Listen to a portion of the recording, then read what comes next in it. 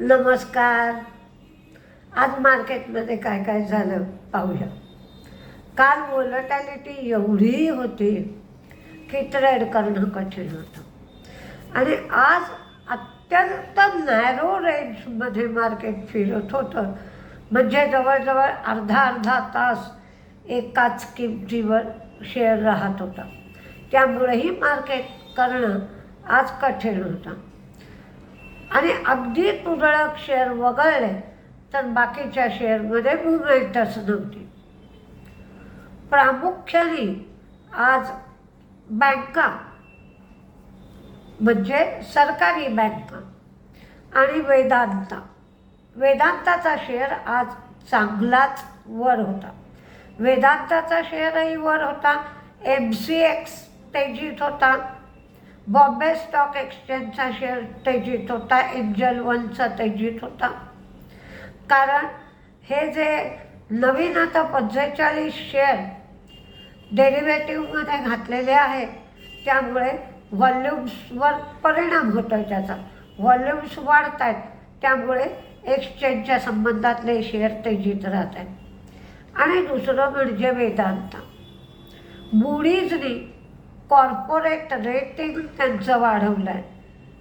त्यांनी नवीन bond issue करून $800 billion गोळा केलेत. 1,00,000 कोटी ते ओरिसाच्या ॲल्युमिना रिफायनरी आणि ॲल्युमिनियम प्लांटमध्ये गुंतवणार आहेत. यासाठी फॅसिलिटी ॲग्रीमेंट करून $125 बिलियन त्यांनी गोळा केलेत.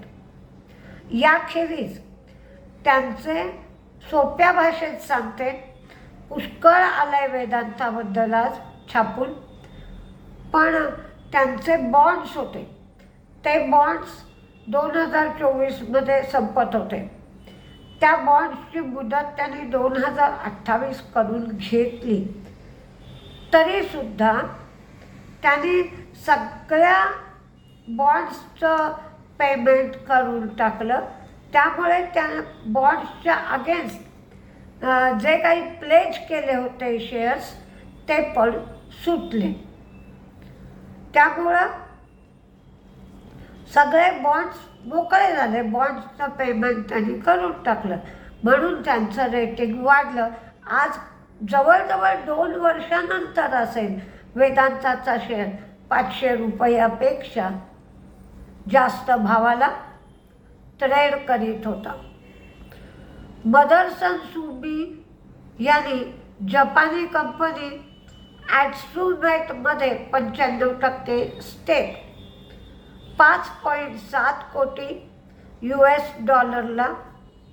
घेतला आणि उरलेला 5% स्टेक हा हुंडाईचा असेल. इंडिया सिमेंटचं जे अधिग्रहण अल्ट्राटेक सिमेंट करणार आहे त्याच्याबरोबर ते कॉम्पिटिशन कमिशन म्हणजे CCI बरोबर बोलणी करत आहेत. विशाल मेगामार्ट यांचा IPO येतोय. हा 8,000 कोटींचा IPO आहे. 403 शहरांमध्ये त्यांची 635 दुकानं आहेत. दरवर्षी ते 80 ते 100 दुकानं नवीन उघडणार आहेत. सरासरी बिलिंग त्यांचं $950 एवढं असतं. सेम स्टोअर सेल्स ग्रोथ ही 13.6% आहे आणि 11 तारखेपासून 13 तारखेपर्यंत हा IPO असेल. LICनी हिंदाल्कोमधला स्टेक वाढवून 5% केला आहे. कल्पतरू प्रोजेक्टला 2,174 कोटींची ऑर्डर मिळाली आहे. लार्सन अँड टुब्रोच्या बाजूने ट्रायब्युनलचा रिझल्ट लागला. त्यांना कस्टम्सकडून 702 कोटीची डिमांड नोटीस आली होती. त्यांनी त्या विरोधात केस केली होती तर त्या केसचा रिझल्ट लार्सन अँड टुब्रोच्या बाजूने लागला आहे. त्यामुळे त्यांना आता ते 702 कोटी रुपये देण्याची गरज नाही. चीन आणि व्हिएतनाममधून आयात जे टेक्स्चर्ड, टेम्पर्ड, कोटेड आणि अनकोटेड ग्लास याच्यासाठी लागणारं मटेरियल जे आयात होतं त्याच्यावर अँटी डम्पिंग ड्युटी लावण्यात आली आणि याचा फायदा बोरोसिल रिन्युएबलला होईल.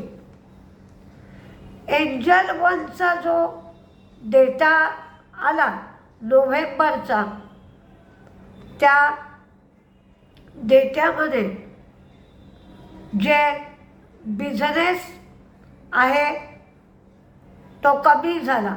ग्रॉस क्लायंट ॲक्विजिशन पूर्वी 0.7 होतं ते 0.6 झालं, म्हणजे 14.6% कमी झालं. YOY बेसिसवरही 11.9% कमी झालं.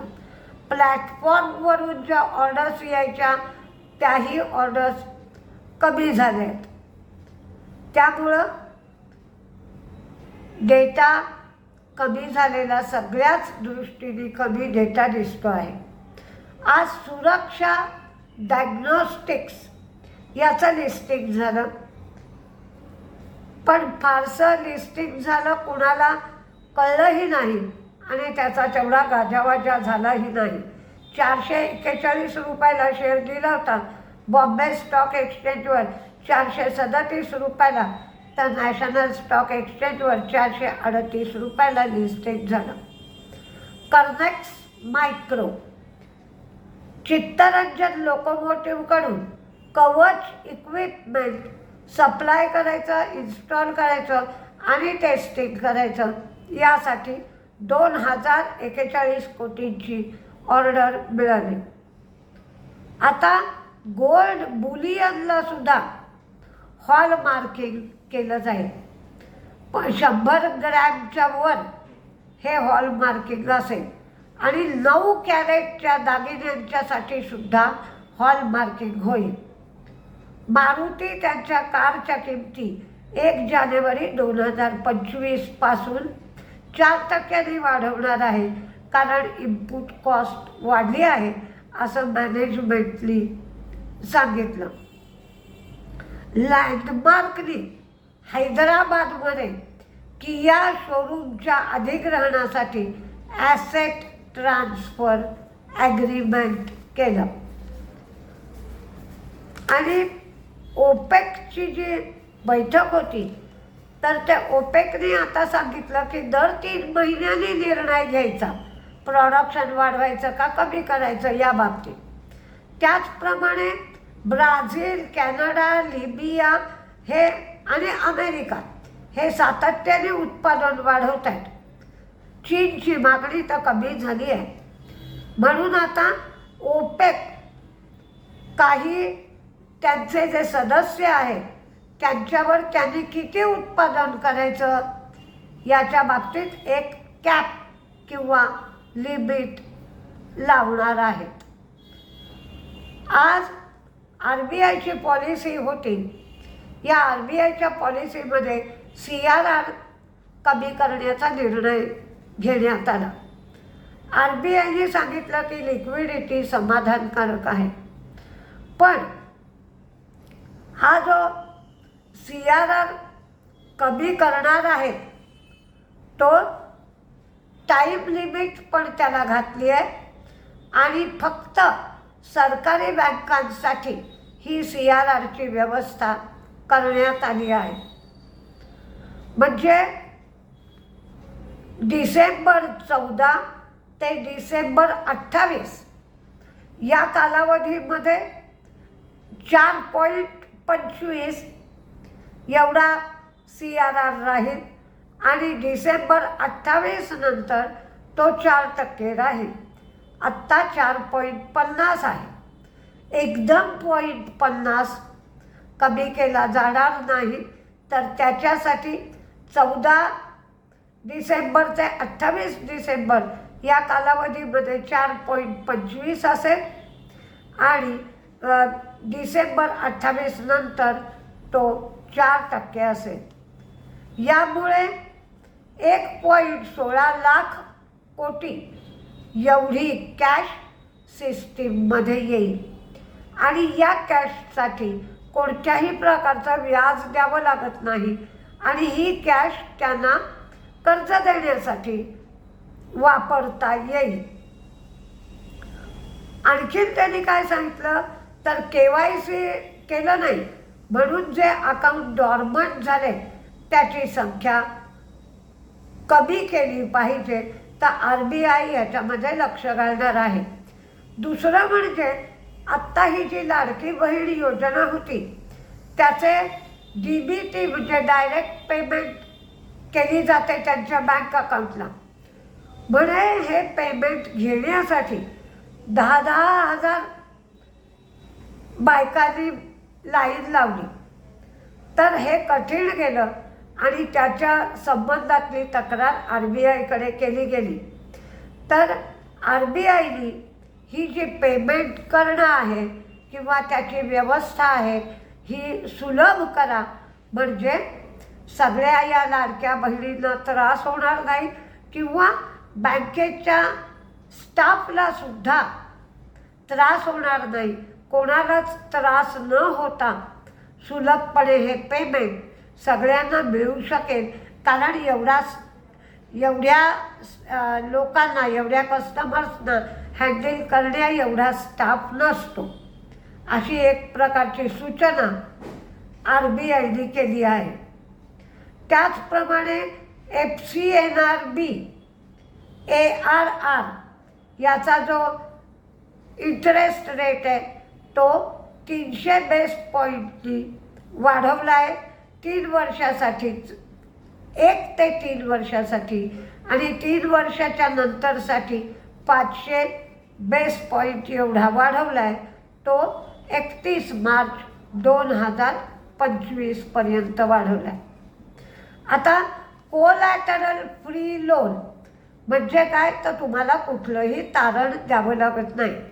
असं जे लोन शेतकऱ्यांना दिलं जात होतं ते 1.6 लाख म्हणजे 1.60 लाख एवढं लोन दिलं जात होतं. त्याच्यासाठी कुठलंही तारण द्यावं लागत नव्हतं. आता या लोनची मर्यादा 1.60 वरनं 2 लाख एवढी केली आहे.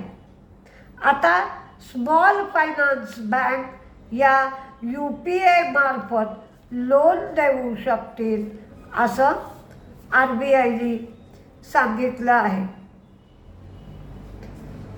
त्याचप्रमाणे रेपो रेट 6.5, SDF 6.25, MSF 6.75 आणि आत्ता 14 तारखेपर्यंत CRR 4.50 आणि इतर लोकांसाठी CRR 4.50च राहील. फक्त सरकारी बँकांसाठी 4 केला जाणार आहे काही टाईम लिमिट नंतर. न्यूट्रल स्टॅन्स ठेवला. महागाई 4थ्या क्वार्टरपासून कमी होऊ लागेल. रबी आउटपुट चांगला आहे. धान्याचा साठा चांगला आहे. क्वार्टर सेकंडला 5.4 एवढी GDP ग्रोथ झाली. ही GDP ग्रोथ कमी झाली, पण तांदळाचं पीक चांगलं, रबी सीझन चांगला जाईल, गुंतवणूक वाढेल आणि निर्यातही वाढते आहे. म्हणजे सर्व्हिसेस एक्सपोर्ट्स 22.3% झाले आणि बाकीचे एक्सपोर्ट्सही वाढले. तर जी GDP ग्रोथ आहे त्याचा त्यांनी जो अंदाज दिला आहे तो तिसऱ्या क्वार्टरसाठी 6.8, चौथ्या क्वार्टरसाठी 7.2 आणि पुढच्या वर्षीच्या क्वार्टर पहिल्यासाठी 6.9 आणि दुसऱ्या क्वार्टरसाठी 7.3.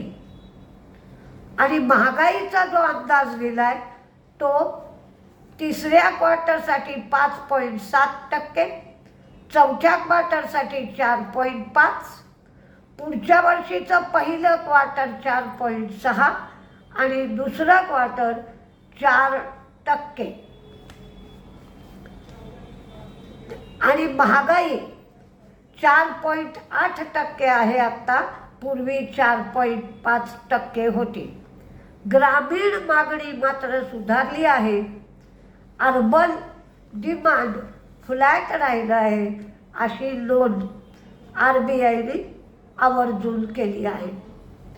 RBIचे गव्हर्नर शक्तिकांता दास यांना एक्सटेन्शन मिळण्याची शक्यता आहे आणि एक्सटेन्शन मिळावं अशी सगळ्यांची इच्छा आहे. तर क्रिसमस भेट सगळ्या शेतकऱ्यांना RBIने दिली असंच म्हणावं लागेल, कारण त्यांच्या लोनची लिमिट शेतकऱ्यांची वाढवली आहे. 1.60 वरून 2 लाखापर्यंत ही लिमिट करण्यात आली आहे. पण RBIची पॉलिसी झाल्यानंतर मार्केटमध्ये मात्र काही सुधारणा झाली नाही. मार्केट नॅरो रेंजमध्ये होतं. पण का असेना हा आठवडा मार्केटच्या दृष्टीने चांगला गेला.